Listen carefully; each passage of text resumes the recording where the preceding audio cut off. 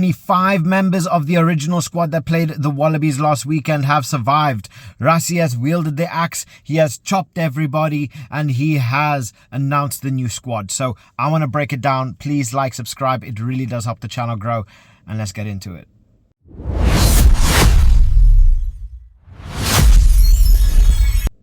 Okay, now, first of all, major changes. Honestly, there's a couple ones here that are a little bit confusing. Well, it's a surprise to me.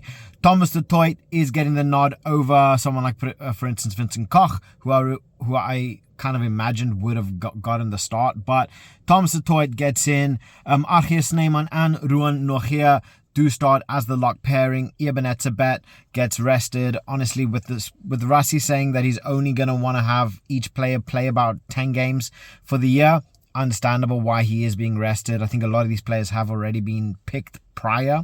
But Snyman and Nogia coming in, very physical presences, very big.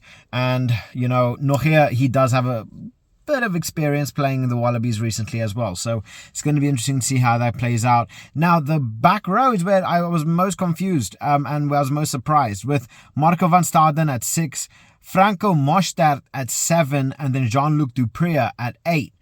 I was expecting Dupree to play at 8, Franco Mostert to play at 5, and yeah, this one confused me. I was kind of expecting Corpus Visa to come in. He hasn't. But, I mean, these are powerful back rows. You can see the intent behind Rassie's picks.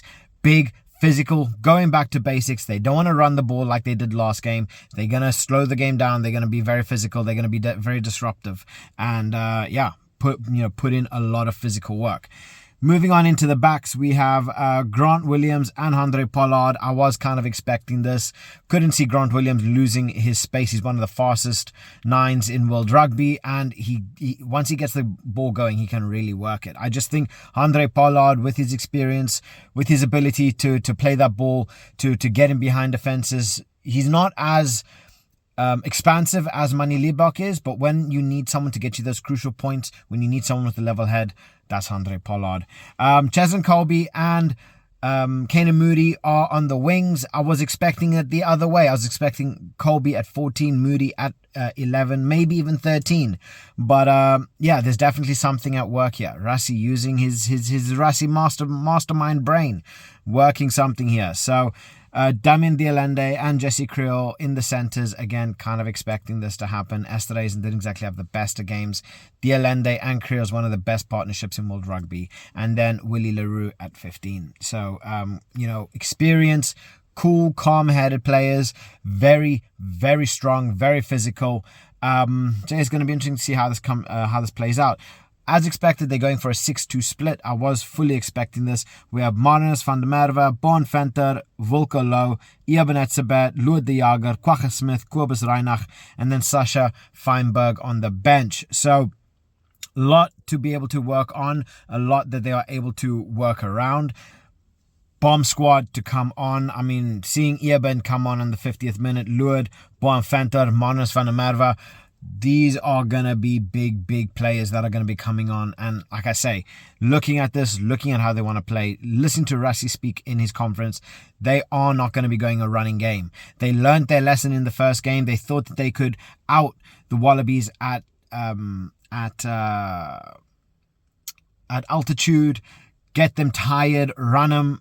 Obviously not happening with the Wallabies, so they are going to be going very physical here. They're going to be working on those scrums, on those lineouts, disrupting play, and then going to be bringing on players like Marnus and Ebenezer, Lood de Jager in on the second half, work those tired legs properly as they should, and then just using Andre Pollard to start picking out Cheslin Kolbe, Kanan Moody, using the ability of Dialende and Jesse Creel running those heavy lines. I mean, Dialende is quite possibly one of the best, has one of the best passing ranges as a centre in world rugby. So definitely using this with players like Cheslin Kolbe, Kanan Moody, it's going to be essential. And then Willie Leroux to really start, you know, dishing out those balls, running, gaining meters, and then just clear out pressure, because we do know the Wallabies are going to be hitting us with a lot of pressure.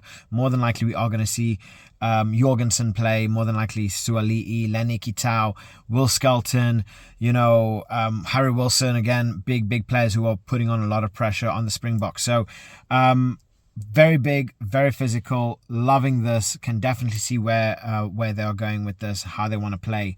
But I want to hear what you guys have to say in relation to this. Do you think that this side can beat them? I'm going to go as always. I can. I do believe they will. The Wallabies are going to be putting on a lot of pressure. You don't want to overlook them, because we've seen what happens. But if anything, the Springboks do hit back hardest after they've been knocked down. So I think this is going to be a very, very strong team for them. Very physical, going back to what we do best. And I want to hear what your thoughts are in the comment section below. Please like, subscribe. It really does help the channel grow. And I'll catch you guys in the next one. Bye.